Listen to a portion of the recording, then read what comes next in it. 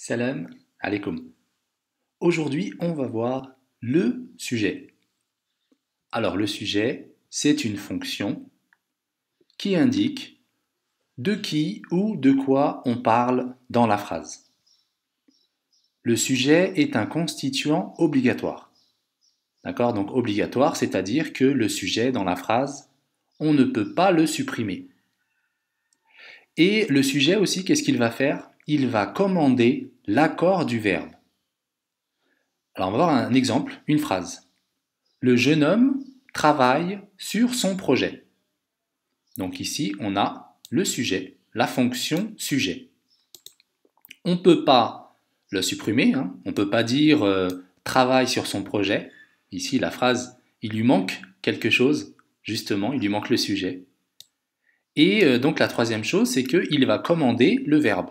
Ici, on a le verbe travailler. Donc le verbe travailler, on l'a conjugué à la troisième personne du singulier, comme il par exemple, parce que le sujet, il est à la troisième personne du singulier. Donc c'est le sujet ici qui va accorder, il va commander l'accord du verbe. Si le sujet est à la troisième personne du pluriel, le verbe va être à la troisième personne du pluriel. Voilà. Alors, en général, le sujet, on va voir un petit peu la classe grammaticale du sujet. Là, on n'est plus sur la fonction, sur la classe, c'est-à-dire sa nature. Donc, en général, le sujet, c'est un nom ou un groupe nominal. En général, c'est comme ça. Par exemple, son nouveau projet est dans le domaine de l'énergie renouvelable. Donc, on a le sujet ici, son nouveau projet en rouge. Son nouveau projet ici, c'est un groupe nominal. Juste pour rappel, le groupe nominal, c'est quoi? C'est un nom avec d'autres mots qui viennent s'accrocher avec le nom. On a un noyau, comme ici. Alors ici, on a quoi? On a son nouveau projet. Donc le groupe nominal, son nouveau projet. Le noyau, c'est le nom. Le nom, c'est projet. Donc on a projet et on a le groupe nominal, son nouveau projet. Donc on a vu, voilà, le sujet, ça peut être un nom ou bien un groupe nominal. Ça peut être aussi un pronom. Comme ici, il pense réussir à vendre son innovation. Donc ici, le il, c'est un pronom sujet. Le sujet peut être aussi un infinitif ou bien un groupe infinitif. Travailler dur finit toujours par payer. Donc ici, on a le sujet travailler dur. Et dans travailler dur, on a ici le verbe à l'infinitif. Donc là, c'est un peu le même principe que le groupe nominal. Ici, c'est un groupe infinitif parce qu'on a le noyau. Le noyau du groupe, c'est un infinitif. Ici, c'est le verbe à l'infinitif.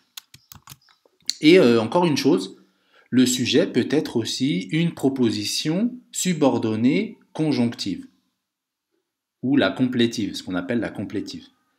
Par exemple, qu'il persiste dans ce domaine n'a rien de surprenant. Voilà, donc ici, on a la proposition subordonnée qui est sujet de la phrase. Voilà, j'enlève ça. Alors, en général, en règle générale, le sujet est avant le verbe. Comme ici, là, les exemples que j'ai mis, on voit qu'à chaque fois, le sujet, il est devant le verbe. Donc ça, c'est en général, mais ce n'est pas tout le temps. Dans certaines phrases, on peut trouver le verbe on peut trouver le sujet plutôt, on peut trouver le sujet après le verbe. Comme par exemple dans des phrases interrogatives.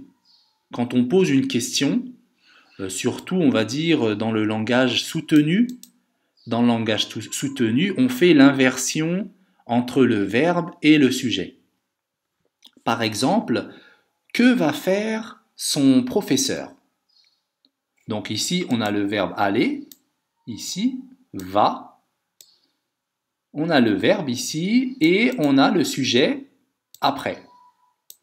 Donc là, dans la phrase, on a d'abord le verbe et ensuite le sujet. Que va faire son professeur? Donc langage soutenu, on inverse le verbe et le sujet. On continue. Comment trouver le sujet dans une phrase? On va voir différentes méthodes pour pouvoir trouver le sujet dans une phrase pour ne pas se tromper. Alors on va voir une phrase. Le garçon veut gagner de l'argent. Voilà, le garçon veut gagner de l'argent. Si j'ai un doute à savoir où se trouve le sujet, je peux utiliser c'est qui. Je mets le sujet au milieu et j'encadre le sujet par c'est qui. Par exemple, dans cette phrase-là, je vais dire c'est le garçon qui veut gagner de l'argent. Donc ici, les mots qui vont se trouver entre c'est et qui, ça va être le sujet. Donc ici, c'est le garçon qui veut gagner de l'argent. Donc le sujet, c'est le garçon. Ça, c'est la première méthode. C'est qui. On a aussi une deuxième méthode en utilisant qui est-ce qui ou bien qu'est-ce qui. Donc si on utilise le qui, c'est quand on parle de personne. Qui est-ce qui. Et qu'est-ce qui, ce sera plutôt pour des choses, voilà. Par exemple, qui est-ce qui veut gagner de l'argent? Là, je pose la question. Qui est-ce qui veut gagner de l'argent? La réponse, c'est le garçon.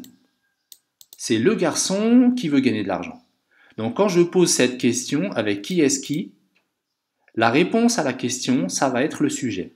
Voilà, ici j'ai trouvé le sujet, c'est le garçon. Et encore une dernière chose, on utilise un pronom personnel. Donc si je peux remplacer le sujet par un pronom personnel, ça veut dire que c'est le sujet. Comme ici, j'ai remplacé le garçon par il. Il veut gagner de l'argent, au lieu de dire le garçon veut gagner de l'argent. Donc comme j'ai pu le remplacer, j'ai pu remplacer ici le groupe nominal le garçon, je l'ai remplacé par le pronom personnel il. Donc ça veut dire que c'est le sujet. Mais bon, en fait c'est vrai que c'est bien d'utiliser plusieurs méthodes. Si on utilise juste cette méthode avec le pronom personnel, on peut quand même tomber sur des cas où ça ne va pas fonctionner. Donc ce qui est intéressant, en fait, c'est d'utiliser peut-être celle-là avec celle-là, ou bien celle-là avec celle-là, vous voyez, utiliser deux méthodes quand on n'est pas sûr. Bon, quand c'est assez simple, ça dépend de la phrase. Quand c'est une phrase assez simple, ça va. Mais c'est bien d'utiliser deux méthodes au lieu d'en utiliser qu'une. Un petit exercice. Donnez le sujet des deux phrases. Donc ici, j'ai mis deux phrases. La première, qu'il fasse beau, change le programme de la semaine. Et la deuxième phrase, manger 5 fruits et légumes n'est pas une obligation.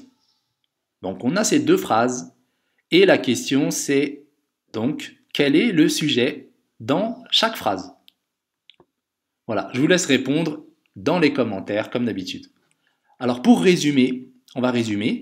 Donc le sujet est un constituant obligatoire, on ne peut pas le supprimer. Il commande l'accord du verbe, comme on a dit. Si le sujet est singulier, le verbe va être singulier, etc. Donc il commande, c'est le sujet qui va commander l'accord du verbe. Il est souvent placé avant le verbe, comme on a vu, le sujet est souvent avant, mais pas tout le temps. Et pour le trouver dans une phrase, on utilise c'est, on met le sujet qui, c'est qui. Voilà, c'était une méthode parmi les autres. Et le sujet est souvent un nom, un groupe nominal ou un pronom. Voilà, un petit peu en général. Après, on a vu aussi qu'il pouvait y avoir d'autres cas. Mais la majorité des cas, c'est souvent un nom, un groupe nominal ou un pronom. Voilà, c'est terminé pour aujourd'hui. À la prochaine, Inch'Allah.